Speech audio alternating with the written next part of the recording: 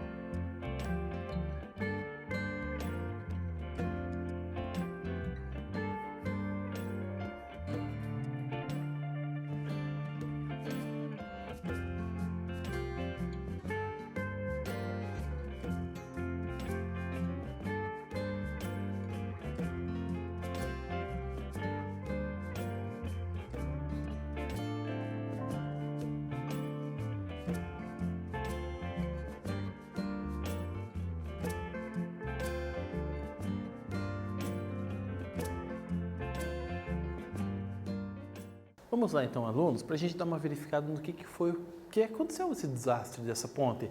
Essa situação ocorreu em virtude da ressonância, a ressonância de um vento que de aproximadamente 70 km por hora estava fazendo com que tivesse essa frequência então ali adequada para que você tivesse toda essa ressonância, certo? Foi uma falha da arquitetura e da engenharia para estar trabalhando com isso. Então ali a resposta correta é a letra C. Vamos avançar então? Aqui, ó, trabalhar com o efeito Doppler. O efeito Doppler é um fenômeno da ondulatória que é decorrente de um observador e de uma fonte em movimento, seja reduzindo ou aumentando a sua distância em relação a outro objeto. Nesses casos, o observador poderá perceber uma variação na frequência da onda conforme as distâncias entre ele e a fonte se modificam. Então aqui, ó, nessa imagem a gente consegue estar percebendo a situação que vem a ocorrer. Quando você está parado ou você está na rua caminhando e passa um veículo oficial com a sirene ligada, o caso de uma ambulância, um carro da polícia, defesa civil, então você consegue perceber que a tonalidade é diferente quando o veículo está se aproximando e depois que ele passa por você. Então, o que está causando isso? Nessa imagem, a gente consegue observar, percebam aqui. A pessoa que está à frente, ali no caso aquele homem com terno e gravata, ele está no ponto onde a ambulância vai estar se aproximando dele. Percebam essas ondas que tem ali, ó, elas estão sendo mais comprimidas, ou seja, está gerando então uma alta frequência e essa pessoa está ouvindo esse barulho. Quando a ambulância passa por ela, que é o que está representado por essa mulher ali que está com o vestido à esquerda, então vai estar sendo representada a baixa frequência. Percebam que a gente vai ter ali, ó, o comprimento de onda, ele está muito mais compacto à direita do que podemos observar à esquerda, definindo então a direita ali a ideia da alta frequência e a esquerda baixa frequência. Ué, mas será que você já tinha pensado nisso quando ouvia uma ambulância passar por você? Então, vamos discutir um pouco mais esses elementos ao longo dessa aula e me acompanhe na tela novamente, Então, assim, ó, temos uma equação que vai estar abordando essa referência, aonde temos ali, ó, a frequência ouvida, definida por F', e temos F que representa então a frequência emitida. Ali, V, som, representa a velocidade do som, V, observador, representa a velocidade do observador e V, fonte, indica a velocidade da fonte. No caso ali, pode ser uma ambulância, pode ser um veículo da polícia que esteja em movimentação, ok? Avançando ali para a nossa próxima tela, olha o que temos ali. O observador que vê a ambulância se afastando ouvirá um som com maior comprimento de onda e uma frequência menor, ou seja, o som é mais grave. Porém, quando a ambulância se aproxima, o comprimento da onda é menor e a frequência é maior. Como consequência, o som é mais agudo. Então, temos isso que a gente consegue estar distinguindo na movimentação então, desse veículo oficial, ok? Então, vamos avançar ali para a próxima tela? Então, podemos perceber a diferença que a gente vai ter aqui ó, nessa imagem representativa. Então, à esquerda, temos ali a fonte emissora, que ela está em repouso. Perceba que você vai ter que a ondulação dela ali, na forma de comprimento da onda, está sendo a mesma, está sendo contínua, está sendo constante. Já à direita, percebo que está tendo uma variação. Conforme ela está se deslocando ali para a direita, percebo que o comprimento de onda é menor. E quando você analisa à esquerda, por onde esse objeto já passou, o comprimento de onda é maior. Então isso você tem que distinguir também. Por isso que dá essa diferença na forma de você estar ouvindo, ok? Vamos avançar para a próxima tela? Olha o que temos aqui, um quiz. Em uma corrida de Fórmula 1, onde Lewis Hamilton realiza a volta mais rápida do GP de Monza, quebrando o recorde da pista, dessa forma, ao passar rasgando pela reta, o som diferenciado ouvido pela Fórmula 1, no caso ali, em deslocamento, pode ser definido como agudo na letra A, aproximação, ou letra B, o afastamento. Então, um tempinho para vocês pensarem na resposta.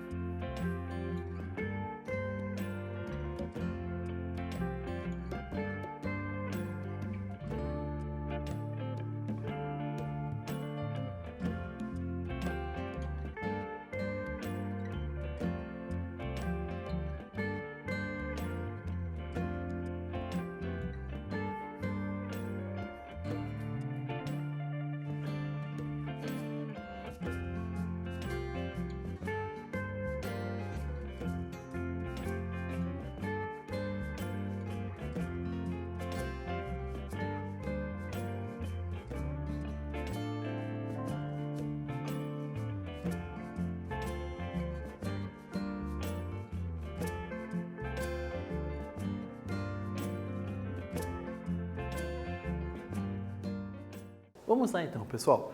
Quando temos ali a circunstância da Fórmula 1, você consegue perceber aquele som que fica mais ou menos assim, tipo nham!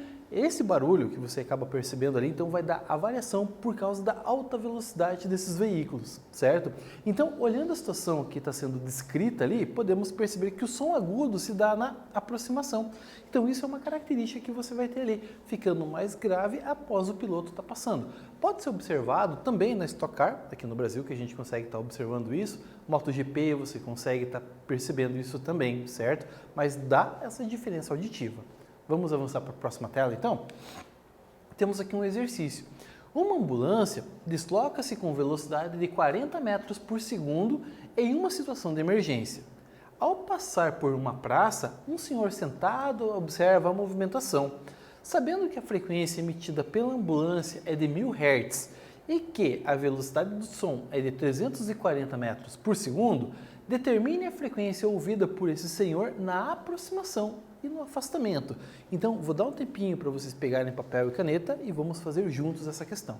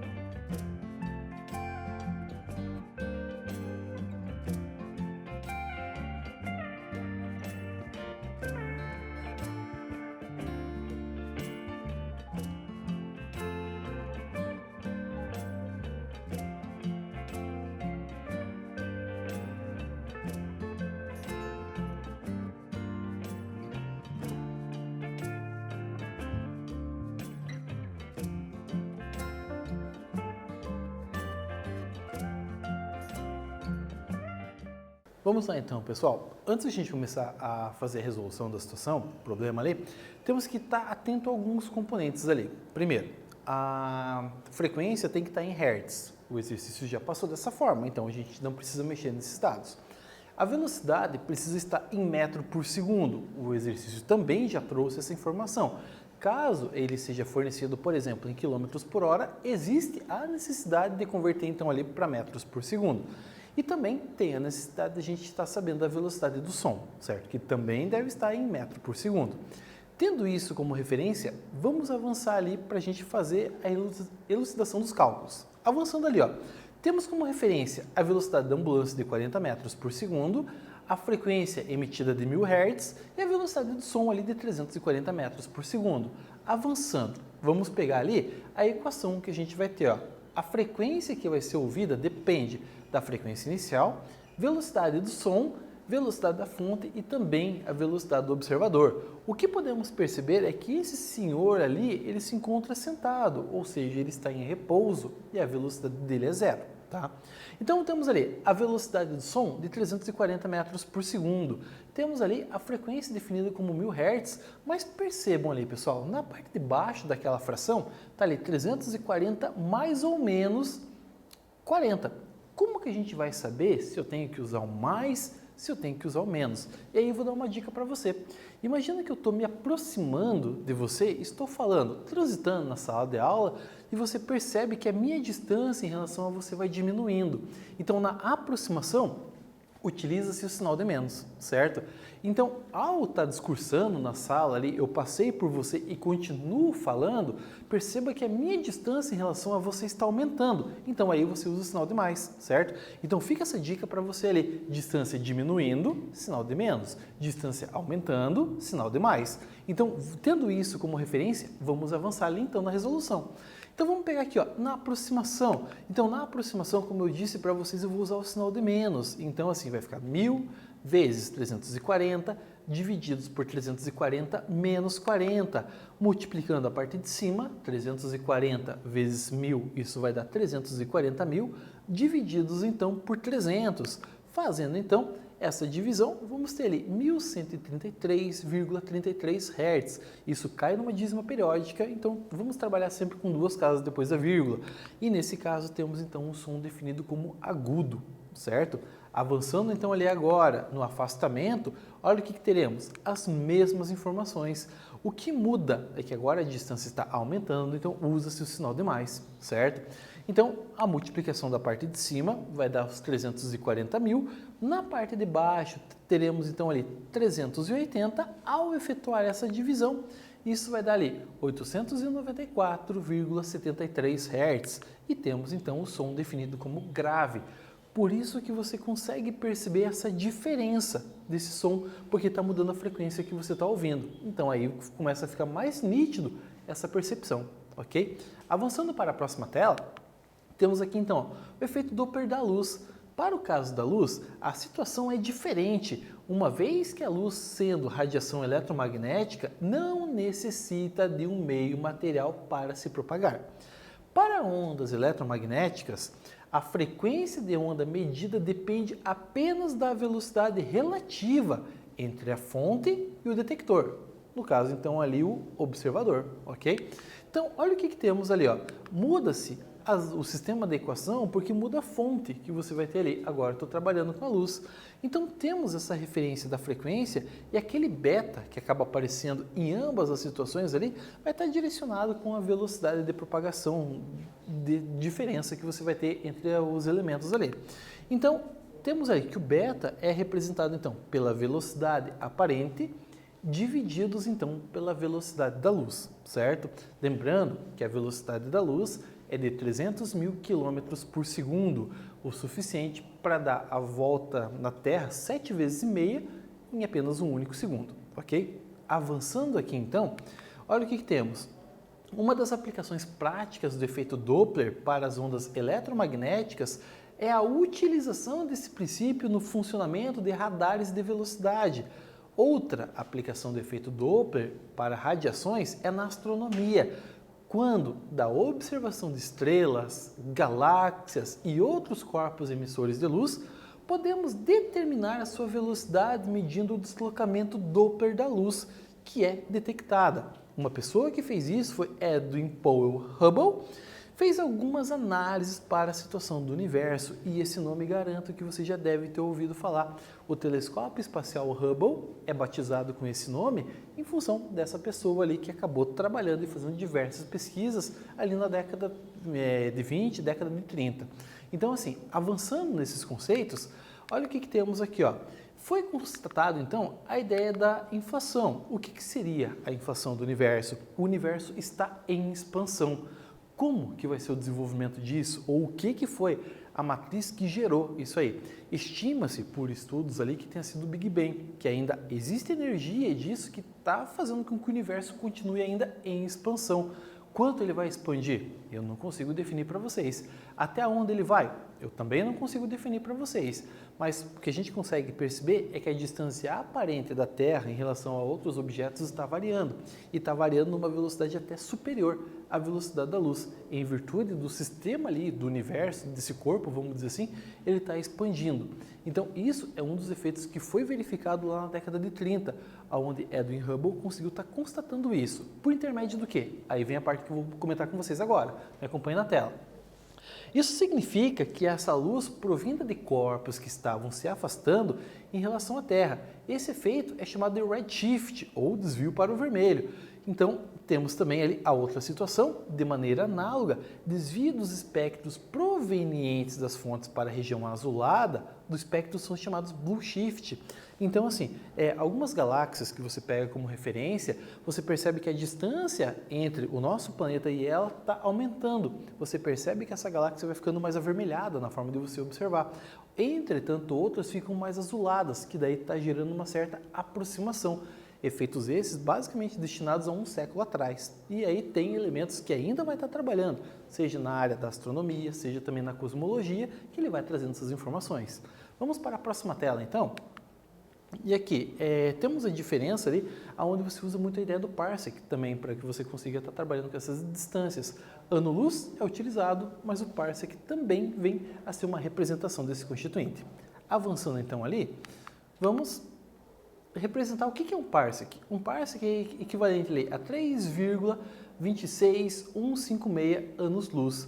Ou seja, um parsec equivale a 30 trilhões 856 bilhões 966 milhões de quilômetros. Ou seja, é uma representação muito ampla. Entretanto, como estamos trabalhando na astronomia com elementos de distâncias enormes, aí essa é uma das unidades de medida que acaba sendo utilizada. Avançando aqui então, olha o que temos ali. A ideia da representação desse gráfico que eu quis trazer para vocês. Então, temos ali à esquerda a ideia da velocidade de recessão em quilômetros por segundo. E aí podemos perceber ali a distância que vai estar sendo contemplada, basicamente na horizontal. Percebam que à esquerda e abaixo, ou no início dessa reta que temos ali, temos poucos pontos que indicam que algumas galáxias estão com uma baixa velocidade. Conforme a distância está aumentando, a gente tem uma quantidade maior ali de galáxias que estão ali em movimentação, mais puxado por redshift. Aqui nessa região, você pode representar então por Coma Berenice, que é um aglomerado de galáxias que você consegue estar pegando essa representação visual, ok? Avançando aqui então, vamos pegar um quiz. Edwin Powell Hubble trouxe diversos avanços para a ciência no século XX. No Monte Palomar, Estados Unidos, ele observou que as galáxias estão em movimentação em relação à Terra. Com base em seus dados, ele observou que a galáxia está em rota de colisão com a Via Láctea, se deslocando a cerca de 780 km por segundo, distância que basicamente corta o estado do Paraná de leste a oeste a cada segundo. Qual seria essa galáxia? Letra A, Grande Nuvem de Magalhães. Letra B, Pequena Nuvem de Magalhães. E letra C, Galáxia de Andrômeda. Então, um pouquinho de tempo para vocês pensarem na resposta.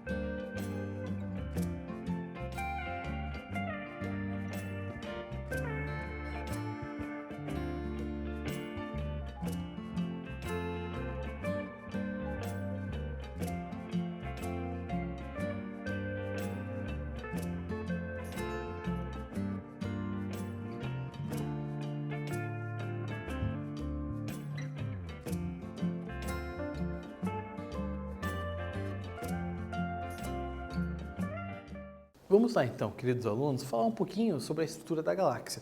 A nossa galáxia, a Via Láctea, ela tem um formato estimado de uma espiral barrada, onde você vai ter que no núcleo dessa galáxia, você tem como se fosse uma barra, que é um aglomerado de estrelas que você vem a ter ali ao redor de uma região de ultragravidade, que a gente conhece então como buraco negro, e aí você tem assim, essa ramificação ela acaba saindo dessa forma, em forma de espiral. Então você tem alguns braços dessa espiral que você consegue ter como referência.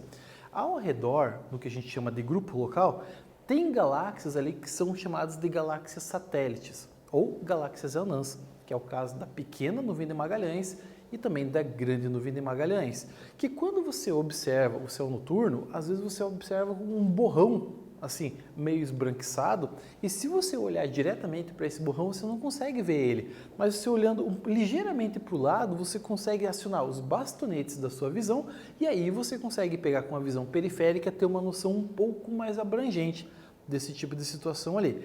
Esses pontos ali foi batizado por Fernão de Magalhães na época das navegações e por isso ficaram ali definidas como grande nuvem de Magalhães e também pequena nuvem de Magalhães. Isso estimado pelo nosso ponto de vista aqui, o tamanho delas ali. Não quer dizer que ela seja necessariamente pequena, mas do nosso ponto de observação. Lembrando que é uma outra galáxia que está além das bordas da Via Láctea, certo? Mas essa distância com essa velocidade extremamente ampla nessa rota de colisão, na região que a gente chama de grupo local, quem está se aproximando então ali é a galáxia de Andrômeda. E a galáxia de Andrômeda tem essa característica de quê? Até quis trazer essa galáxia para que vocês possam observar. Nessa galáxia, essa distância que tem então assim entre a nossa galáxia, a Via Láctea e também a galáxia de Andrômeda, nessa rota de colisão de 780 km por segundo, elas estão se aproximando. O que vai acontecer dessa colisão? Eu não consigo estimar para vocês. Se você estiver na rota de frente dessa colisão, possivelmente venha dar um estrago muito grande e a Terra venha a desaparecer. Mas se você estiver numa região periférica, provavelmente você consiga estar vendo assim, essas duas galáxias se fundindo e virando uma única galáxia muito maior. Então, o que acontece? Vai ser rápido esse processo? Não. A galáxia de Andrômeda se encontra a aproximadamente 2.300.000 anos-luz de distância. Então, assim, é muita distância que tem para ser percorrida. Isso vai bilhões de anos para que isso venha acontecer. Então, não se preocupe, fique tranquilo, mas é uma coisa inevitável, ok? Então, avançando aqui para a nossa próxima tela, o que vimos ali? A ideia do efeito Doppler, que a gente conseguiu estar trabalhando com a parte sonora, e também a parte da luz dentro do efeito Doppler. Então, seria isso que eu queria trazer para vocês. Um grande abraço e até a próxima aula.